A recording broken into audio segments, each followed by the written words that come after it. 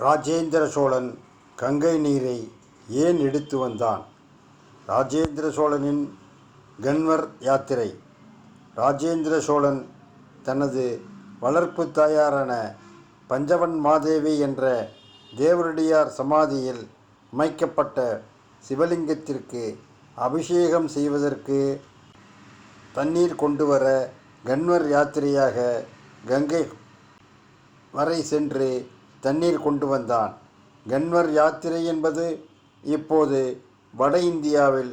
ஆண்டுதோறும் சாதுர்மாஸ் விரத காலத்தில், அதாவது ஜூலை மாதம் 15ஆம் தேதி முதல் ஆகஸ்ட் மாதம் 15ஆம் தேதி வரை முடிய 30 நாட்கள் சாதுர்மாஸ் விரதமாக டெல்லி, உத்தரப்பிரதேசம், பீகார், ஜார்க்கண்ட், சத்தீஸ்கர், ஹரியானா, பஞ்சாப், ராஜஸ்தான் மற்றும் மத்திய பிரதேச வடமாநிலங்களைச் சேர்ந்த லட்சக்கணக்கான சிவபக்தர்கள் சோமவார விரதம் மேற்கொண்டு பின்னர் காவடி குடங்களை ஏந்தி கொண்டு தொலைதூரத்தில் உள்ள ஹரித்வார், கங்கோத்ரி, கோமுகம், கேதார்நாத், வாரணாசி, பிரயாகை போன்ற புனித தலங்களுக்கு கால்நடையாகவே யாத்திரை மேற்கொண்டு புனித கங்கை நீரை குடங்களில் சேமித்து எடுத்து கொண்டு வந்து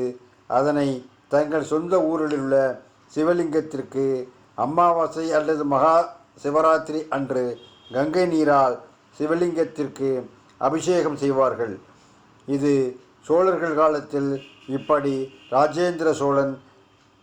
சிறுவயது முதலே தன்னை வளர்த்த தேவரடியார் தாயார் தனக்கு வாள் பயிற்சி, வில் பயிற்சி, அரசாட்சி, ராஜதந்திரங்களை கற்றுக் கொடுத்து தன்னை சிறந்த மன்னனாக உருவாக்கியும் தான் போர் செய்ய செல்லும் இடங்களுக்கு தன்னுடன் வந்து தனக்கு பாதுகாப்ப அரணாக இருந்தது மட்டுமல்லாது, இலங்கை போரில் தன் மீது பாய வந்த ஓர் எதிரியின் விஷம் தோய்க்கப்பட்ட அம்பு தன் மீது பாய விடாமல் தடுத்து அதை தன் மார்பில் வாங்கி தனக்காக தன் உயிர் தந்த தன் அன்பு வளர்ப்பு தாயார் பஞ்சமாதேவி என்ற தேவரடியார் பெண்ணுக்கு அவர் புதைக்கப்பட்ட இடத்தில் ஓர் கோவிலை கட்டி அதில் சிவலிங்கம் அமைத்து இருந்தான். அந்த சிவலிங்கத்திற்கு அபிஷேகம் செய்வதற்காக கங்கை நதிக்கு கன்வர் யாத்திரையாக சென்று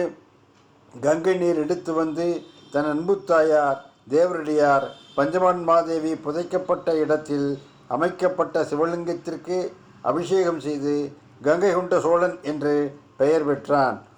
இப்படிக்கு ஜெயபாலன் ராமையா, இசைவேளாளர் சமூகம், இசைவேளாளர் நலச்சங்கம், சிறுவில்லிபுத்தூர்.